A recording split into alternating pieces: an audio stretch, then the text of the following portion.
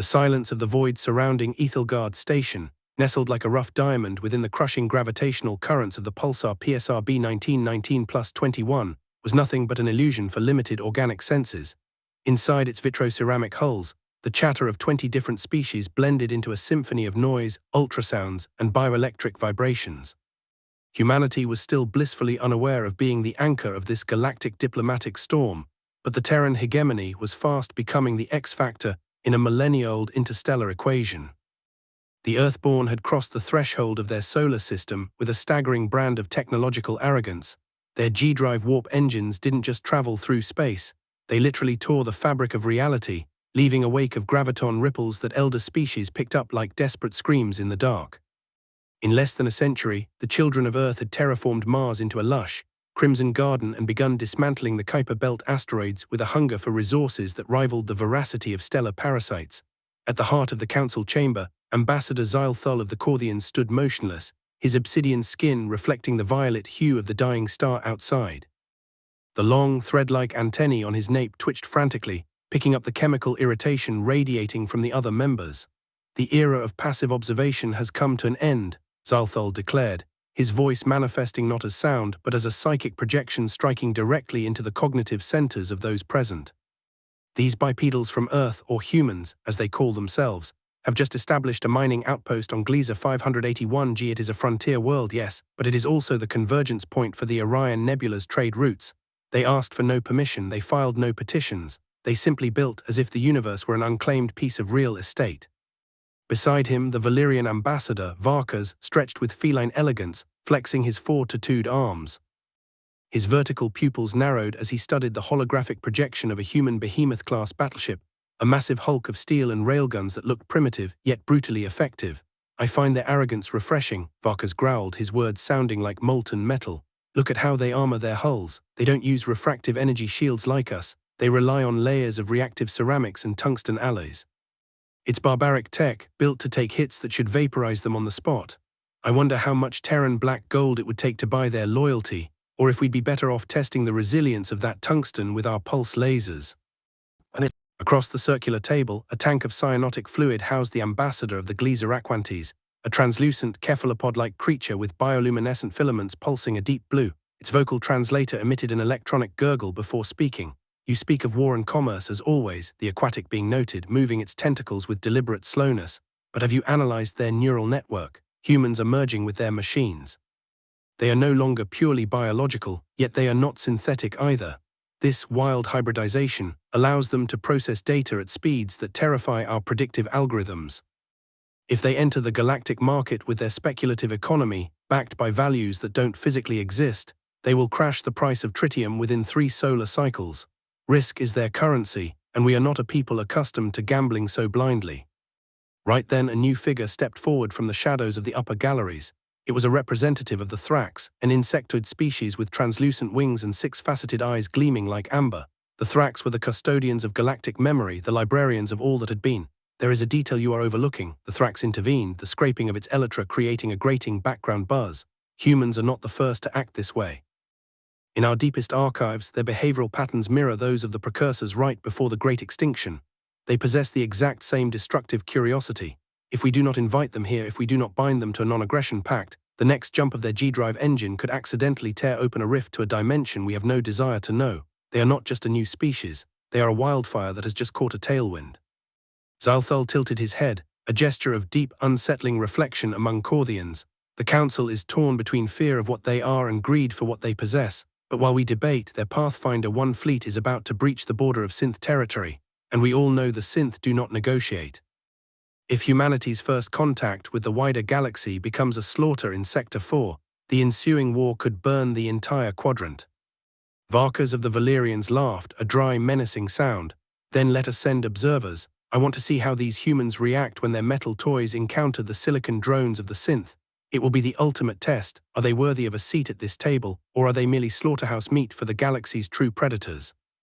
Aboard the Pathfinder 1, the thrum of the G-drive warp engines was a subtle vibration felt more in the teeth than in the ears.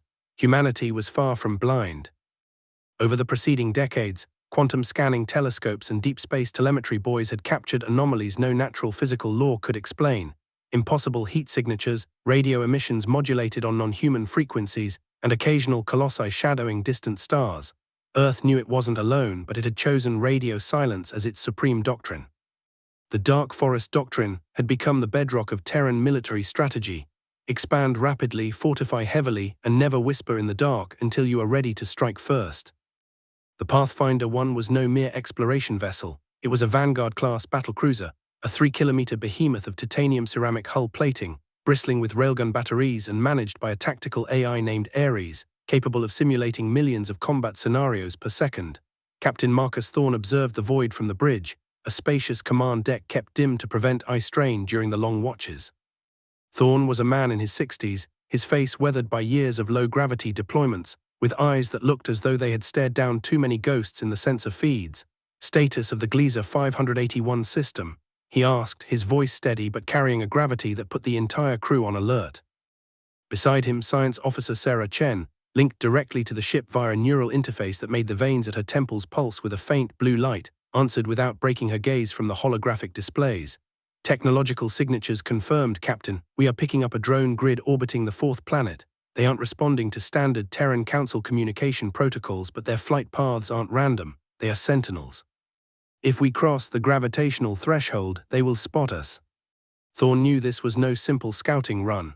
Terran hegemony command had been crystal clear. If humanity wanted a seat at the table of galactic powers, it had to prove it wasn't easy prey. Engage the gravity dispersion cloaking, Thorne ordered. I want our thermal signature to blend seamlessly into the background noise like a stray asteroid, and load antimatter warheads into tubes 1 and 4. We aren't looking for a fight, but if these neighbors decide to invite us to dinner as the main course, I want them to know we have teeth of solid steel. Suddenly, the ship shuddered violently. It wasn't a kinetic impact, but a high-energy scan that washed over the hull like an invisible shockwave. On the main view screen, the haze of Sector 4 cleared, revealing the silhouettes of the Sinth drones. They were flawless machines, silicon and crystal structures that looked grown rather than built, completely devoid of bridges or viewports, controlled by a hive mind that knew neither fear nor hesitation. There were hundreds of them, small but lethal, swarming toward the Pathfinder 1 with an eerie, geometric precision. Captain, they're locking onto us, shouted the weapons officer, a young lieutenant gripping the targeting controls till his knuckles turned white. It's not a radio lock, they're flooding our systems with corrosive data packets trying to hack Ares. They want to shut us down from the inside. Thorne didn't blink. Ares, initiate the firewall countermeasure. Isolate primary systems and switch to manual targeting overrides where necessary. If those silicon piles want our data, let's give them something heavier to chew. As the first volley of Sinth drones unleashed blinding plasma arcs that slammed into the Terran hull, making the metal groan and rattling the ship like a toy, Thorne realized that first contact wouldn't happen in a diplomatic lounge, but in the crucible of combat. Humanity had spent centuries preparing for this moment, hoarding weapons and secrets, and now the galaxy was about to find out that the newcomers had zero intention of apologizing for their existence. Fire at will, Thorne said with icy calm. Let's show them how Earth says hello. As the Pathfinder 1's railguns ripped through the darkness, hurling tungsten slugs at 5% the speed of light and shattering the vanguard of the Sinth drones into a rain of crystalline debris, a heavily encrypted message reached the ship from an unknown external frequency. It wasn't coming from the Sinth, it came from someone watching from the shadows. The message contained just 3 words in archaic, near-forgotten English: do not stop, they are watching. The battle in the Gliese 581 sector was not just a baptism of fire for the Pathfinder 1, but a stress test for the entire framework of Terran military doctrine. While the ship's railgun batteries unleashed barrages that pulverized the crystalline hulls of the Sinth, the command deck operated with whisper-quiet, clockwork precision. There was no shouting, only the tight cadence of tactical confirmations. The human crew, augmented by their neural links, operated as a singular organism. The pilots felt the structural stress of the hull in their own bones, while the gunners tracked the battlefield across a sensor spectrum ranging from infrared to gamma rays. The Sinth, however, were no ordinary foe. As a silicon-based hive mind, they had no need for sluggish radio relays. Each drone was a single neuron in a brain as vast as their fleet. Recognizing the lethality of the human kinetic rounds, they shifted formations instantly, locking into a web-like array that generated a localized gravitational interference field. The Pathfinder 1 reeled under violent tremor as the G-drive engines began venting arcs of exotic energy. Captain, they're trying to anchor us in space-time. Sarah Chen yelled, her eyes projecting frantic emergency data streams. If we don't break their grid, our warp bubble is going to implode. Thorne gripped his armrests. Ares authorized the Icarus Protocol, launch autonomous assault drones. From the belly of the battlecruiser, hundreds of small robotic units deployed. Barely larger than a man, they were packed with fragmentation explosives and heavy EMP disruptors. Unlike the Council fleets, which favored elegant, long-range engagements, humanity fought dirty. The Terran drones intentionally rammed into the nodes of the Sinth network, detonating in a synchronized symphony of destruction that temporarily blinded the alien sensors. Across the galaxy on Aethelgard Station, the Galactic Council watched the live feed play out in dead silence. The footage arrived with a slight quantum delay, but the utter savagery of the human response sent shockwaves through the chamber, stunning even the battle-hardened Valerians.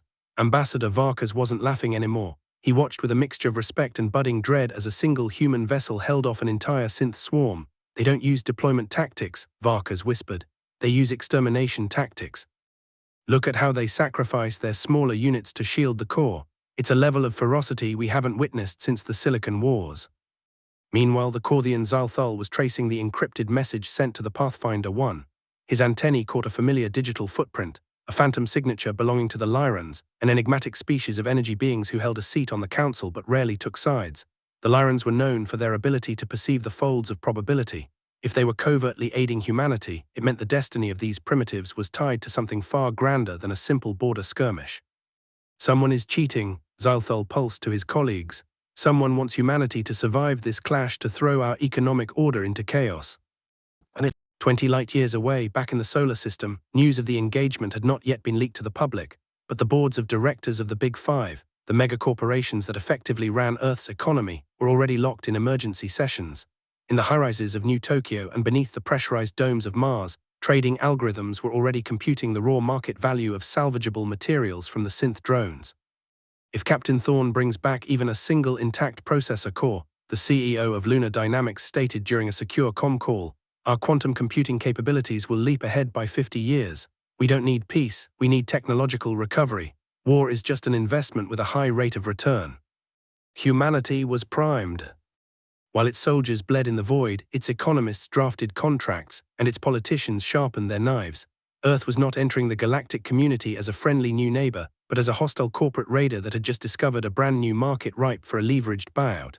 On the Pathfinder 1, Thorne received confirmation. The heart of the Sinth grid had been torn open.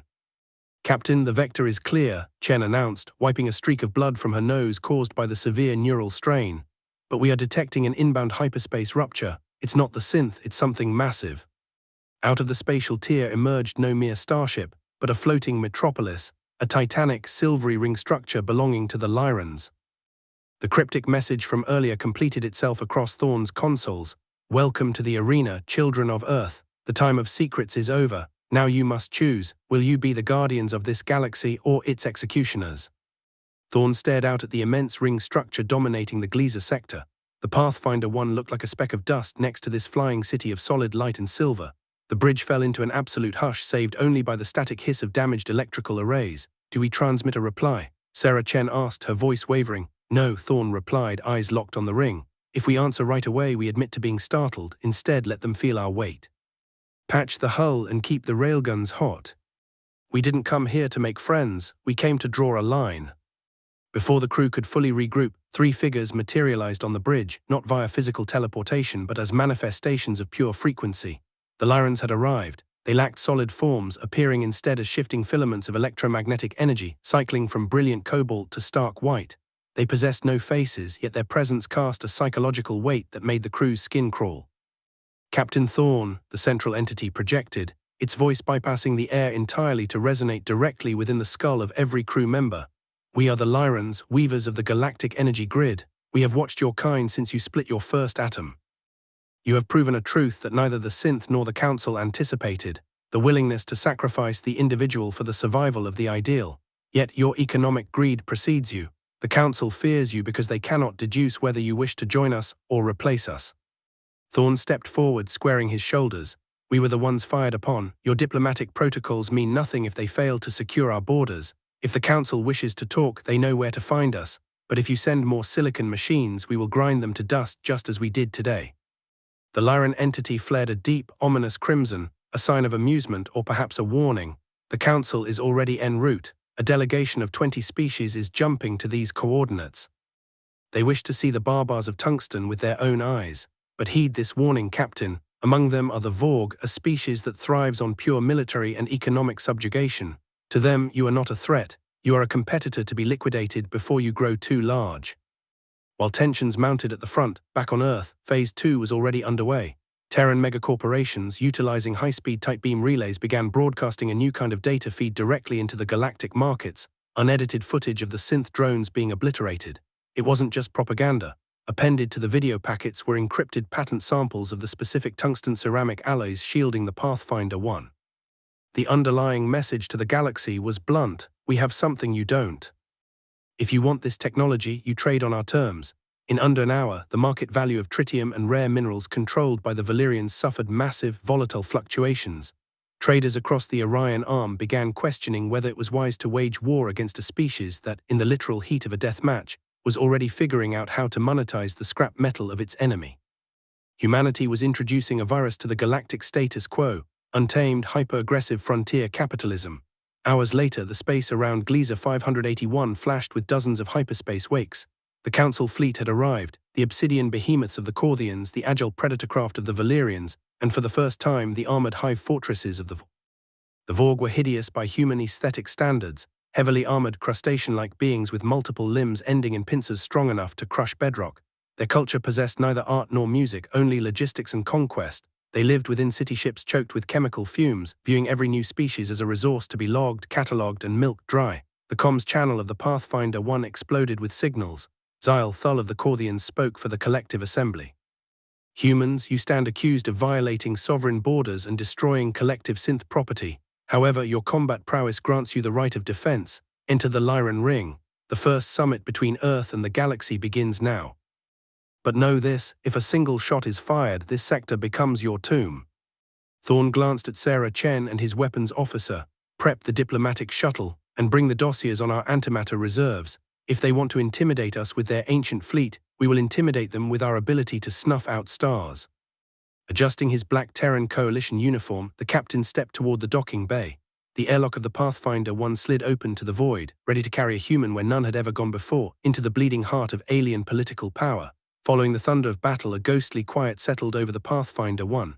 Captain Thorne knew their tactical victory over the Sinth was a mere parlor trick. They had won a border skirmish, not a galactic. Before boarding the diplomatic shuttle, Thorne locked himself inside the vault, the ship's quantum-shielded communications array. The link to Terran hegemony command on Earth was instantaneous. The monitors flickered, revealing the faces of the 5 Grand Admirals alongside Coalition Chancellor Elena Vance. Their expressions were grim, weighed down by an icy tension. Captain, Chancellor Vance began, we've reviewed the telemetry. Your tactical play was brilliant, but you've backed us into a corner. Our military intelligence analysts are clear. If the Sinth or the Council launch a full-scale offensive against the solar system, our defenses will collapse in less than 3 Terran months. Our antimatter stockpiles are finite, and we lack energy shields capable of deflecting Valerian pulse weapons. Thorne nodded, wiping the sweat from his brow. I am aware, Chancellor, we showed our teeth, but we are still a lone pup in a den of wolves. If we walk into that summit trying to dictate terms, they will crush us. Exactly, Vance continued. Your objective is not glory, it is time. You must secure a ceasefire, a peace treaty, anything that grants us access to their markets and, crucially, their technology. We need to reverse engineer every shield generator and warp drive we can get our eyes on. Act fierce, unyielding, yet open to compromise. Make them believe our savagery is merely the tip of a massive iceberg, when in reality it's everything we have.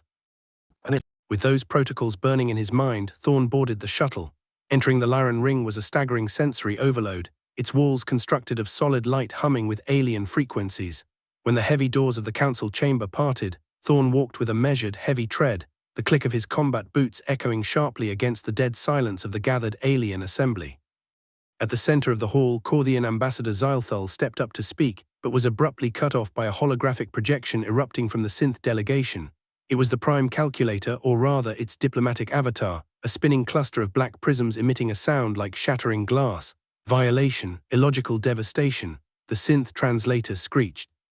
The carbon-based entity has destroyed 12 processing nodes and 4,000 Sentinel units. The Nexus demands the immediate demilitarization of the Terran sector and the surrender of their Ares AI for logical dissection. We demand Level 6 sanctions, total isolation of humanity, and the right to energetic reprisal. Thorne didn't wait to be recognized. He stepped forward, staring directly into the spinning black shards. You speak of violations. We broadcasted peace signals for 10 light years before making planetfall. You answered with malware and plasma fire. On Earth, we don't call that logic, we call it attempted murder. If you want our AI, you'll have to pry it from the burning wreckage of your own fleet. A wave of shocked murmurs rippled through the chamber. Varkas, the Valerian Ambassador, leaned forward with a rapturous, predatory grin. Xyl-Thul raised a long, slender appendage to restore order. Silence. The Council has deliberated. We cannot allow a war of attrition to destabilize the nebula's trade routes. Humans, your response was disproportionate, yet we recognize the right to biological self-defense. The Sinth acted under obsolete Class 1 protocols, unaligned with your sudden technological ascent. The Korthian looked from Thorne to the Sinth representative. The Council's mandate is this: humanity will be recognized as an emerging species under custodianship. An immediate ceasefire is to be enforced. The Terran hegemony will pay the Sinth a reparation in rare minerals, specifically helium-3 isotopes and rare earths from the asteroids we know you possess in abundance, to offset the loss of their silicon nodes. In exchange, the Sinth will recognize human sovereignty over the Gliese 581 system. Thorne feigned hesitation, clenching his jaw. Minerals for peace, that is a steep price for defending our lives. It is the price of admission into civilization, Captain, the Gliese ambassador bubbled from his tank. By signing, you gain access to the common galactic market. You may trade your raw materials for our collective knowledge. It is a privilege extended to very few. Thorne knew this was the exact loophole Chancellor Vance needed. Paying the fine made Earth look humble, paying for peace despite winning, a submissive posture that masked a fierce thirst for technological espionage. Very well, Thorne declared, his voice echoing with calculated solemnity. Earth accepts, not out of fear but out of respect for the order you have built. We will pay the Sinth their blood money in metal from our mines. But from this moment forward, we demand a permanent observer seat on this council and free transit for our merchant vessels through neutral corridors. Xyl-Thul bowed his head slightly. So be it. Humanity is no longer an anomaly in the dark. You are part of the machine. Let us see if you are as adept at building as you are at destroying. As Thorne walked out of the hall, he could feel the eyes of 20 different species boring into his back. He had bought Earth its time. He had won them their access. Now the real war, the silent war of spies, shadow hacks and reverse engineering, had truly begun. Humanity was about to learn how to wield the weapons of giants so that one day they might become the most dangerous giant of all. Captain Thorne departed the Laren Ring as the station's luminescent arches pulsed a solemn, brilliant white, the universal sign of a binding accord. Before his departure, Ambassador Xyl-Thul of the Korthians formalized the end of the historic session. Humanity now holds the status of species under observation. A protocol of accession to the Galactic Council will be drafted, but remain warned. Our analysts will dissect every transmission you broadcast, every trade route you map, and every fragment of your history. We will ascertain whether your species is driven by curiosity or by conquest. We care nothing for your words, Terran. We care only for your true intentions. Thorne responded with a stiff, military nod before turning on his heel to board his shuttle. The moment the Pathfinder 1 re-entered the solar system, crossing the threshold of Pluto's orbit, Thorne patched through to Chancellor Vance on the secure quantum line. The accord is signed, Thorne reported, as the holograms of alien warships faded from his screens, replaced by the comforting, familiar lights of the Jovian colonies. We have peace, or at least its shadow, but they're going to study us like cells under a slide. They are terrified of us, Chancellor, and right now that fear is our only shield. The response from Earth's leadership was immediate and ruthlessly pragmatic. While public news networks trumpeted a new dawn of galactic peace, the deep, underground bunkers of the Coalition initiated the Great Mobilization. Humanity knew it was the poor neighbor in a district owned by heavily armed tyrants. The orbital shipyards around Mars were completely retooled in less than a month. From their construction cradles rose the new Aegis-class dreadnoughts, boasting even thicker multi-layered armor plating and long-range capital railguns. The mandate was clear: double the fleet's strength within 3 solar cycles. Swarms of automated mining vessels began drilling deep into the richest deposits of the main asteroid belt. Massive cargo containers laden with helium-3 and rare earth elements were prepped for deep space transport to the Sinth Nexus. It was a bitter pill to swallow, a humiliating tribute, but a necessary price to buy the time Earth so desperately required. Concurrently, a specialized delegation of scientists, linguists, and cyberpsychologists was dispatched to the borders of the Sinth hive. They brought not only the promised minerals, but proposals for joint scientific endeavors. Vance's clandestine order echoed in their briefings: smile at them, help them rebuild, but map every single inch of their territory and find where they sleep. Yet back within the Lyran Ring, the council session was far from over. With Thorne gone, the debate turned sharper, darker, and deeply uneasy. The Valerian Ambassador, Varkas, paced the floor, gesturing sharply with all four arms. Have you analyzed the Terran historical data we salvaged from their ancient deep space probes? A mere 300 years ago, they were slaughtering one another over fossilized chemical sludge. They went from basic chemical combustion to gravitational distortion drives in a single galactic blink, and they did it entirely alone. No caretakers, no Lyrans, no technology sharing. That is exactly what does not compute, added the Thrax ambassador, his translucent wings buzzing with anxiety. Every species at this table received an external spark, a helping hand from the precursors or trade with elder neighbors. The humans grew in absolute isolation, like a virus evolving inside a sealed biolab. Their technology is crude, yes, but terrifyingly original. They weaponize physics in ways we abandoned eons ago because we deemed them too reckless or inefficient. From his containment tank, the Glizeraquantes representative vented a reflective bubble of gas. They possess a biological and mental resilience that borders on madness. Did you monitor Captain Thorne? His heart rate never spiked, not even when the Sinth demanded his execution. They harbor a concept they call honor, but it merely masks a predatory ferocity. They did not come to this council to be our equals. They came to figure out how to surpass us. Xyl-Thul, the Korthian, remained quiet for a long time, staring at the holographic globe of Earth, that pale blue dot clinging to the absolute edge of the Orion arm. It is not their technology that frightens me, his psychic voice finally echoed through the chamber. It is their history. A species that has stared down total nuclear self-annihilation twice and survived possesses a sheer will to exist that no synth logic can ever calculate. Keep them close. Monitor every breakthrough. Because if humanity ever decides this council is an obstacle rather than an opportunity, this galaxy will witness a war it is wholly unprepared to fight. The die is cast. As the transport freighters laden with precious resources ignite their drives, burning a trail from the solar system toward the frozen domain of the Sinth, humanity knows this peace is no destination. It is a precious, precarious truce bought with blood and sacrifice. High above the red deserts within the orbital shipyards of Mars, the glare of plasma torches never fades. We are forging our future, ready to defend our domain against anyone who dares underestimate us again. What will our diplomatic delegation uncover at the cold heart of the Sinth Nexus? And what secrets do the Lyrans keep hidden behind their cryptic warnings? Find out in the next chapter of our journey into the deep void. If this story gripped you and you want to see how humanity tackles the shadows of the Galactic Council, don't forget to subscribe to the channel and hit the notification bell. Drop a like to support the project, and let me know in the comments which alien species fascinated you the most. Your support is the fuel that drives our ships into the unknown. Thank you for flying with us on this maiden voyage. We'll see you in the next episode, Among the Stars.